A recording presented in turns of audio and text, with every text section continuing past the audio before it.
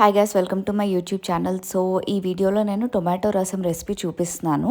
ఇది ఏంటంటే మనకి రొటీన్ కైండ్ ఆఫ్ టొమాటో రసం అన్నది కాదు. ఇందులో ఏంటంటే టొమాటో ఫ్లేవర్ అన్నది అంత ఎక్కువ ఎన్హాన్స్ అవ్వదు, బట్ ఆ ఎసెన్స్ అన్నది మాత్రం ఉంటుందన్నమాట. సో మీకు కూడా ఇలా నచ్చితే డెఫినెట్గా ట్రై చేయండి. దీనికి ఏంటంటే ఫస్ట్ మనం టొమాటోస్ అన్నవి మిక్సీ పట్టించేసుకోవాలి.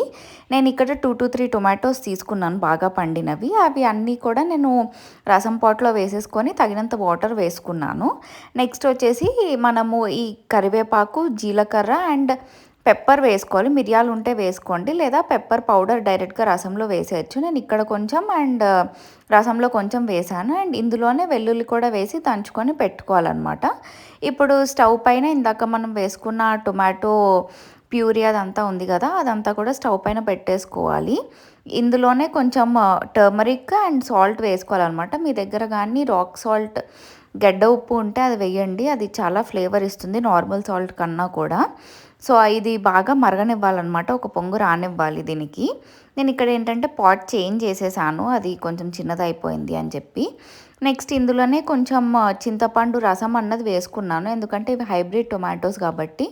మీవి నాటువి అయితే అది అవసరం లేదు, బట్ మీవి కూడా హైబ్రిడ్ టొమాటోస్ అయితే కొంచెం ఒక లెమన్ సైజ్ అంత చింతపండు రసం వేసుకోండి. అండ్ ఆల్సో గ్రీన్ చిల్లీస్ కూడా, ఇవన్నీ కూడా బాగా మరగనివ్వాలి. ఇక్కడ ఏంటంటే మనం గ్రీన్ చిల్లీస్ వేసాం కదా, సాఫ్ట్గా అయిపోతాయి అన్నమాట. ఫుల్గా మరిగిపోయింది అని మనకి అప్పుడు తెలుస్తుంది. సో ఇవి మరిగిపోయాక ఇందాక మనం దంచి పెట్టుకున్న కరివేపాకు, జీలకర్ర, వెల్లుల్లి ఉంటుంది కదా, అవి వేసేసుకోవాలి. మిరియాలు అందులో వేస్తే ఓకే, లేదంటే పెప్పర్ పౌడర్ వేసే వాళ్ళైతే ఇప్పుడు పెప్పర్ పౌడర్ యాడ్ చేసేయచ్చు. నేను పెప్పర్ పౌడరే యాడ్ చేశాను. సో ఇవన్నీ కూడా ఫుల్గా కొంచెం మరుగుతూ ఉండాలి. నేను కొరియాండర్ ఇప్పుడే వేసేసాను, కొంచెం ఫ్లేవర్ ఎన్హాన్స్ అవుతుంది అని చెప్పి.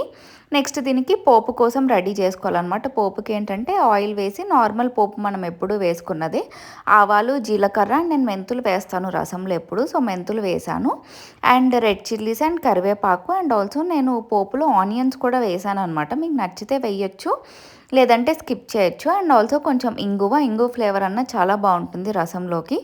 సో ఇంగువ కూడా యాడ్ చేయండి. మీకు ఇంగువ ఫ్లేవర్ నచ్చకపోతే స్కిప్ చేయొచ్చు, నేను వేస్తూ ఉంటాను కాబట్టి నేను వేసేసాను. సో ఈ ఆనియన్స్ ఇదంతా కూడా ఫ్రై అయినంత వరకు కొంచెం సాటే చేసుకోవాలన్నమాట, ఈ పోపునంతా కూడా. ఇక్కడ ఏంటంటే ఆనియన్స్ వేసాం కాబట్టి కొంచెం ఫ్రై చేయాల్సి వస్తుంది. సో ఆ పోపు, ఆనియన్స్ అన్నీ బాగా ఫ్రై అయిపోయాక మనం మరిగించిన రసంలో ఆ పోపుని మిక్స్ చేసేసుకోవడమే.